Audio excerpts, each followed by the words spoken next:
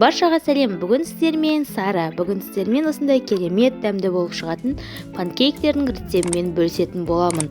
Алдымен маған арнама жазылып, қолдау көрсетіп, лайк және комментария бөліміне өз пікірлеріңізді жазып кетіңіздер. Өте дәмді әрі керемет болып шығады, бір жасағаннан шығатын рецепт.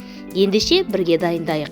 Алдымен осылай бөлме температурасында тұрған 2 жұмыртқамызды және де оның үстіне қантымызды салып, қантымыз жартылай ерігенше жақсылап 5-10 минуттай осылай винчиктің көмегімен араластырып алатын боламыз. Міне көріп тұрғандарыңыздай біз жұмыртқамыз бен қантымызды араластырып болдық. Осындай масса болды бізде. Ендігі кезекте жылы сүтімізді құйып, қайта біркелкі масса болғанша араластырып, електен өткізілген ұнымыздың үстіне разлихтель, яғни қопсытқышымызды салып, ұнымызды 2 бөлікке бөліп салып, түйіршіксіз болғанша жақсылап тұрып араластырып аламыз. Міндетті түрде жақсылап араластырыңыздар, түйіршік болып қалмауы керек. Міне біз араластырып болдық. Көріп тұрғандарыңыздай бізде осындай қаймақ сияқты қоймалжың масса шығады. Ендігі кезекте біз сұйық майымызды құйып, қайта біркелкі болғанша жақсылап араластырып алатын боламыз.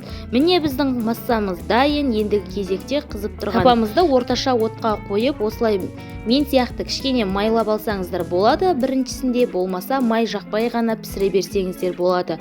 Көлемі өзіңіздің қалауыңызша жасай беріңіздер. Мен кішкене үлкендеу етіп жасадым.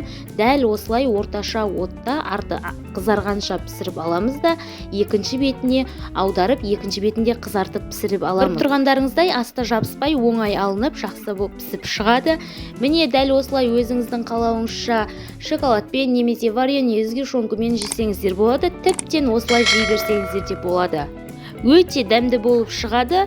Ал ендеше достар, менің рецепттерім сіздерге өз пайдасын тигізіп жатқан болса, қазақша каналымның дамуына өз үлесіңізді қосып, лайк, подписаться батырмасын басып, комментария бөліміне пікірлеріңізді жазып, қолдау көрсетіп отырыңыздар. Ал ендеше бізге ас болсын, сізде жасап көріңіз.